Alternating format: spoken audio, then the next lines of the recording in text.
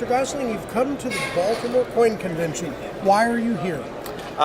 The RCNA had a meeting today with the President and Executive Director of the American Numismatic Association, and also the Assistant Director, I believe was his title, of the American Numismatic Society. This was a follow-up to our think tank session that we had a year ago approximately in Baltimore. The idea is we're trying to learn about each of our own organizations, what we do and where we're going, what we could do together, like collaborating on our databases and understanding technology and our mission of educating the public.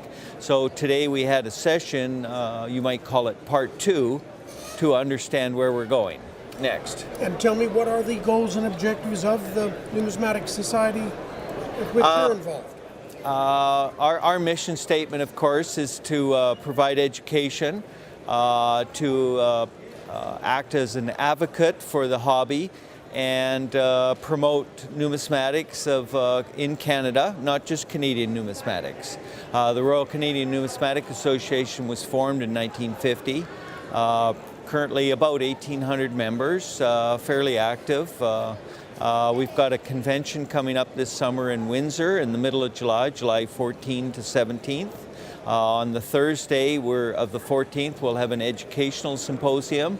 The subject this year is Canada's Other Money, the token. And what's the state of numismatics and coin collecting like in Canada now? Fairly strong. We didn't have as much of a recession as you did. The Ontario area with its manufacturing has been hit fairly hard, but Canadian numismatics is quite strong. The clubs across Canada are active and prospering, and I think generally good. And from your perspective, what are the most pressing issues for numismatics and coin collectors now? Through the efforts of a volunteer, Mike Marshall, we were able to work with the Royal Canadian Mounted Police to get the Chinese counterfeits off of eBay, a significant achievement by some very hard-working people. There has been a division set up within the RCMP by Sergeant Tony Faribakian, wonderful fellow, and he and some other people and management above him have set up a special website for information about the Chinese counterfeit and counterfeiting in general, not just the Chinese counterfeits.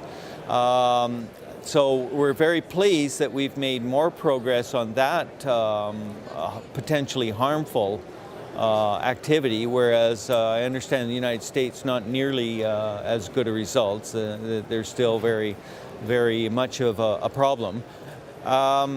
It's always important to educate the public, to make sure that people are not being ripped off, to build on some of the quarter programs that the Royal Canadian Mint has put out, no different than your 50 state quarters programs. This really has done more for bringing numismatics to the general population than many of our efforts and other organizations like us. So, how do you counsel a collector to get started collecting coins? Read the book before you buy the coin. That's a standard advice, right? Be very careful on that wild, wild west eBay. You don't just buy, and knowledge is power.